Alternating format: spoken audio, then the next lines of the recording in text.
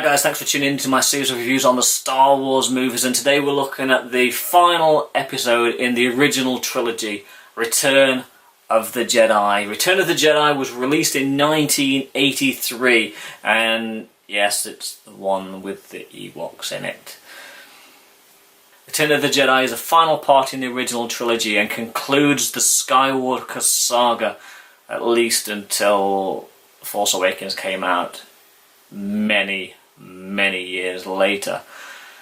And in this movie we see Luke Skywalker fight to redeem his father Darth Vader from the dark side. This movie is a lot lighter than the previous movie was. It starts off back on Tatooine where C-3PO and R2-D2 are trying to find Jabba's palace. They get in. Han Solo is still encased in carbonite and in Jabba's clutches.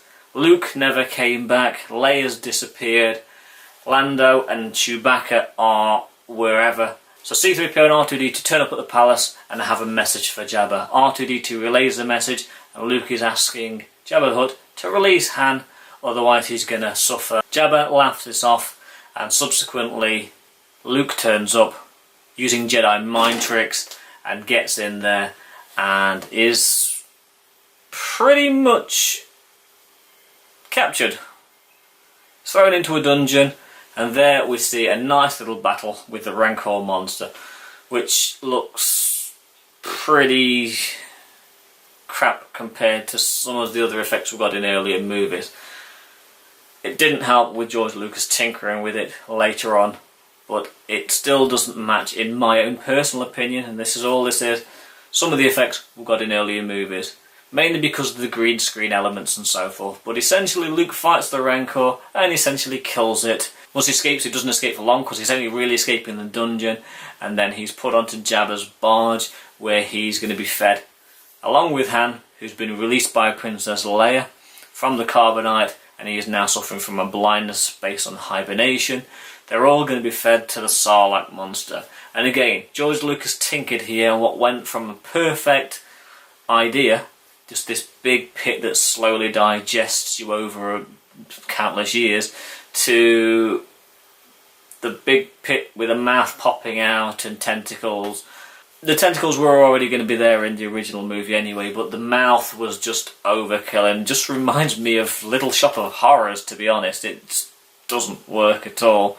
But George Lucas had this idea in his special edition and this is what he wanted, so that's what he put in there.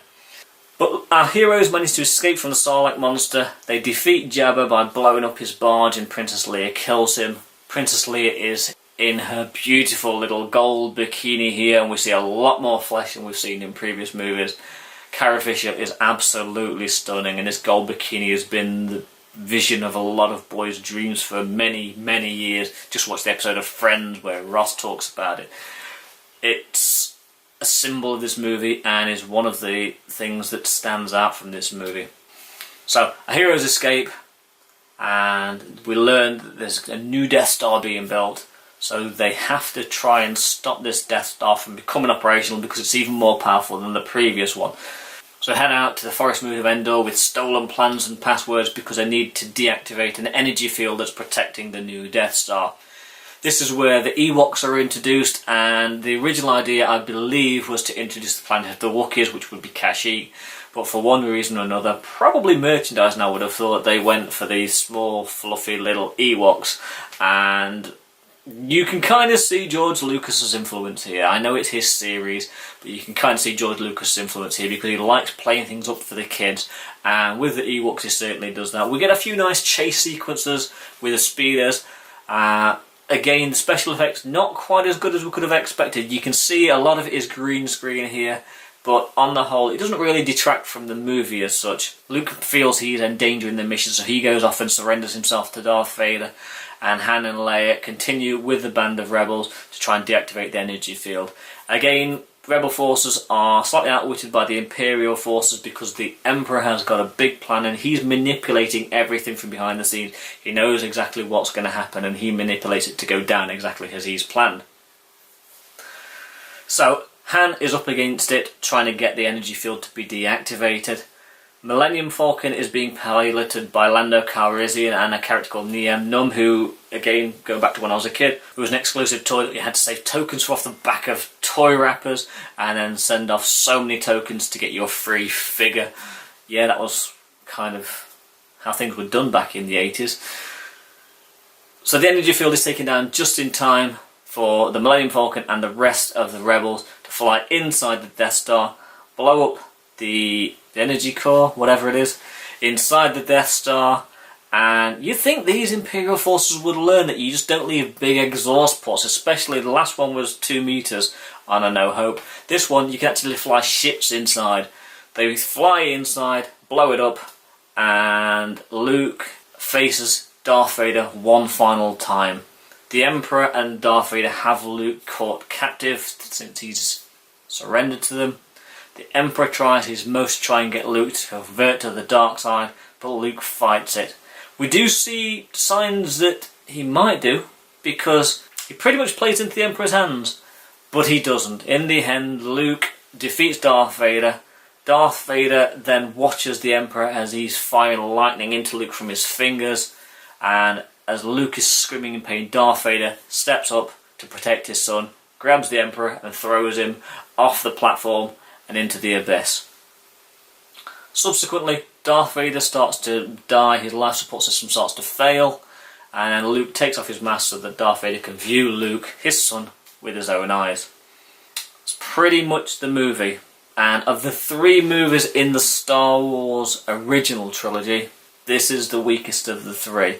It's still enjoyable, don't get me wrong, but there are so many things that you could have and would have hoped would have been different. We get closure in the form that the series is rounded off nicely, everything is happy, the Imperial forces are defeated, the Emperor is dead, and we think that everything is going to be rosy going back to like it was with the Old Republic.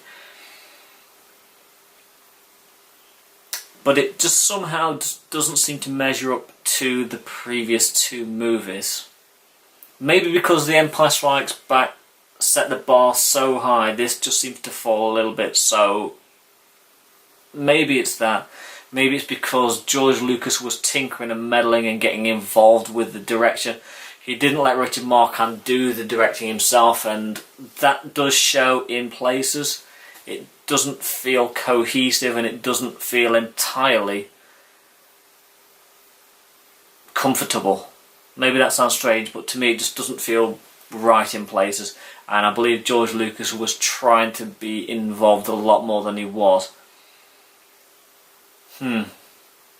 George Lucas getting overly involved? Where's that happened before? Or should I say, where did it happen later with the prequel series?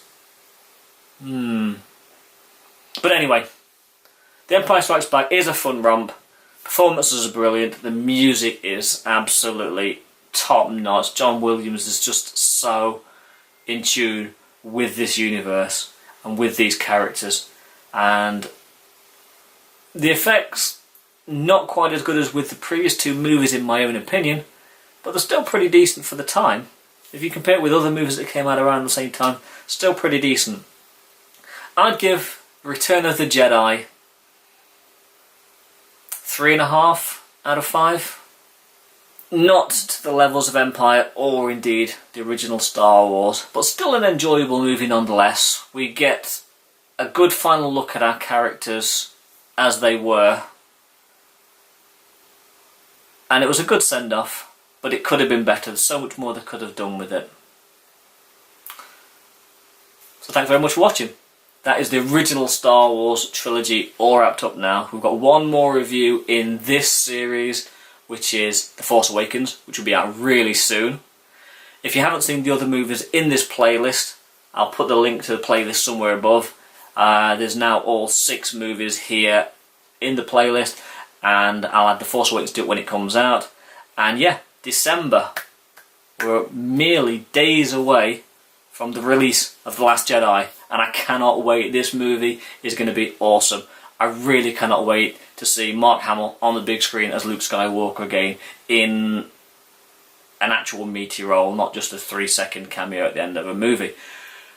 Force Awakens next week or so. then Last Jedi really, really soon. So if you're not done so already, hit that subscribe button, hit a thumbs up if you would like to, please, that'd be nice. Leave in your comments below what you thought of the original trilogy, what you thought of the Return of the Jedi, and if you're looking forward to The Last Jedi. And I'll see you really soon for the next review in the series. Thanks for watching. Bye.